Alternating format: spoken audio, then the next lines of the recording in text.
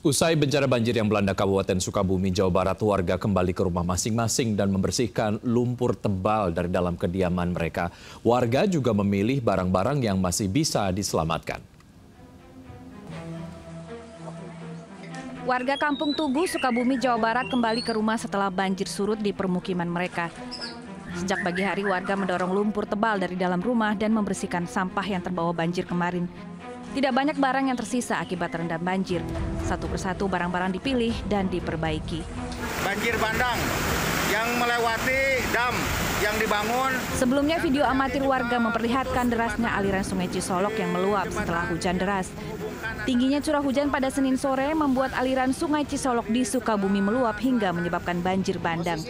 Akibatnya ratusan rumah terendam air dan juga menyebabkan jembatan penghubung dua desa terputus. Tidak hanya merendam permukiman, banjir juga merendam ruas Jalan Nasional Palabuhan Ratu Cisolok. Akibatnya, arus lalu lintas untuk sementara tidak bisa dilalui kendaraan. Tim Liputan iNews melaporkan. Bagaimana kondisi warga usai banjir bandang melanda? Kita bergabung dengan jurnalis Budi Setiawan dari Desa Cikahuripan, Kabupaten Sukabumi, Jawa Barat. Selamat siang, Budi. Bagaimana kondisi di sana saat ini? Ya, selamat siang Wiki dan juga pemirsa. Saat ini saya sedang berada di Kampung Tugu, Desa Cikahuripan, Kecamatan Cisolok, Kabupaten Sukabumi. Situasi terkini di lokasi tempat saya melaporkan dapat Anda dan pemirsa saksikan warga yang rumahnya terdampak banjir bandang pada Senin sore kemarin ini sudah mulai membersihkan barang-barang yang terkena lumpur akibat banjir Senin kemarin. Warga juga terlihat mulai membersihkan dalaman rumah dari lumpur yang menggenangi rumah mereka. Selain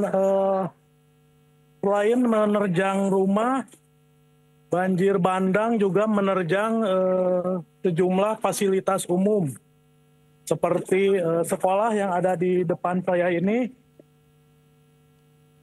dengan kondisi jebol diterjang oleh derasnya luapan Sungai Cisolok. Baik, Budi, lalu apakah bantuan dari pemerintah sudah diberikan sejauh ini, Budi? Ya, untuk bantuan sendiri dari pemerintah hingga saat ini belum ada, Wiki.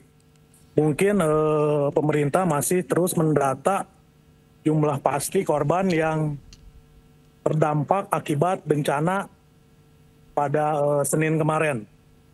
Seperti inilah rumah-rumah yang dampak dari banjir kemarin ini, dinding rumah milik warga jebol. Saking derasnya arus sungai ataupun luapan Sungai Cisolok ini sehingga memporak-porandakan dinding rumah milik warga. Baik.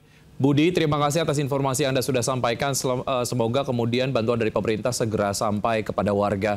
Kita ke informasi berikutnya, pemirsa. Setelah bertahun-tahun terbengkalai, rumah susun sewa atau rusunawa dirobohkan di Marunda Cilincing, Jakarta Utara.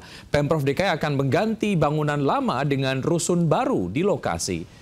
Perobohan 5 blok gedung C Rusunawa Marunda ini terekam warga hingga debu nampak membumbung di sekitar lokasi. Perobohan ini dilakukan akibat kerusakan parah pada bangunan Rusunawa sehingga sangat membahayakan jika tetap dihuni.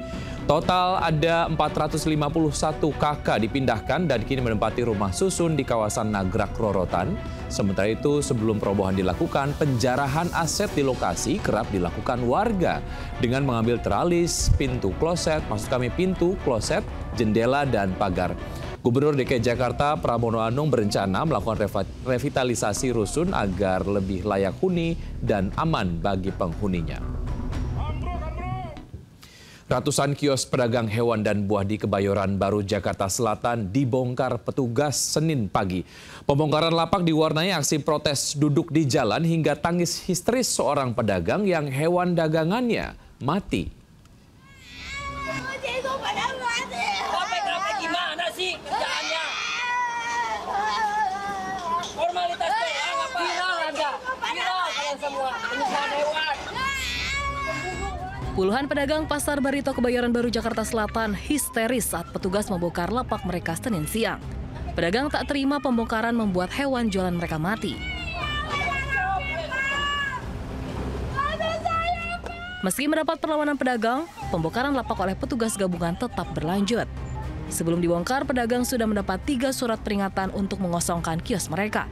Namun sebagian besar pedagang menolak dan tetap bertahan. Sebelum pembongkaran, Pemprov Jakarta sudah menyediakan tempat relokasi pedagang di Sentra Fauna di Lenteng Agung, Jakarta Selatan. Namun pedagang menolak karena menganggap lokasi baru tidak strategis. Ya, kita lapor demo, tapi nggak direspon sama Pak pemerintahannya, Bang. Dipindahkan, kalau dipindahkan di Lenteng Agung kan tempatnya nggak sesuai, Mas, di bawah. So, yang mau beli siapa? Saat ini Sentra Fauna Lenteng Agung sudah selesai dibangun dengan konsep terpadu kuliner. Namun hingga saat ini kios-kios masih sepi. Relokasi pedagang Pasar Hewan Barito ke Sentra Fauna Lenteng Agung merupakan bagian penataan kota Jakarta. Tim Liputan iNews melaporkan. Seorang pedagang tewas sementara istrinya terluka bakar akibat terjebak kebakaran yang melalap warung makan di Penjaringan, Jakarta Utara. Diduga asal api akibat adanya kebocoran gas.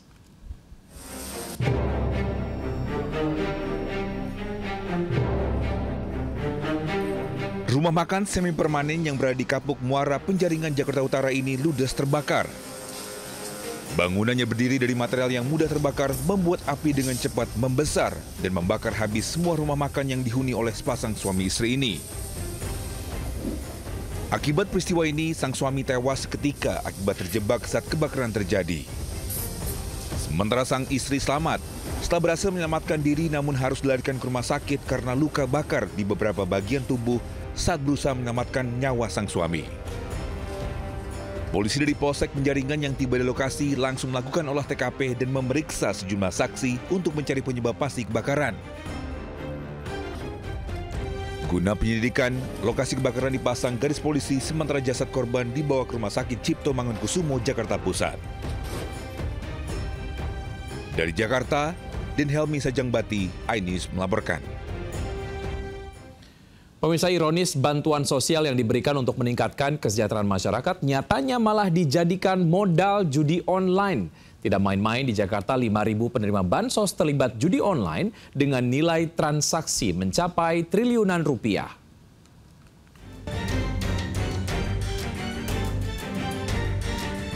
Pemberian bansos sejatinya untuk menanggulangi kemiskinan dan membantu memenuhi kebutuhan sehari-hari. Namun sayangnya, banyak yang menyalahgunakan bansos dari pemerintah untuk judi online. Di Jakarta sendiri, ada 602.000 warga Jakarta yang terlibat judi online. 5.000 diantaranya tercatat sebagai penerima bansos. Nilai transaksinya mencapai 3,12 triliun rupiah. Pemerintah Provinsi Jakarta pun akan mencabut penerima bansos yang terlibat judi online. Nah, ini 5.000 diantaranya diduga penerima bansos. Sedih, Pak Sep. Terpaksa kita cabut ini. Sementara itu, PPATK juga mencatat jumlah pemain judi online di tahun 2025 mencapai 8,8 juta orang. 71,6% pemain judi online berpenghasilan di bawah 5 juta rupiah.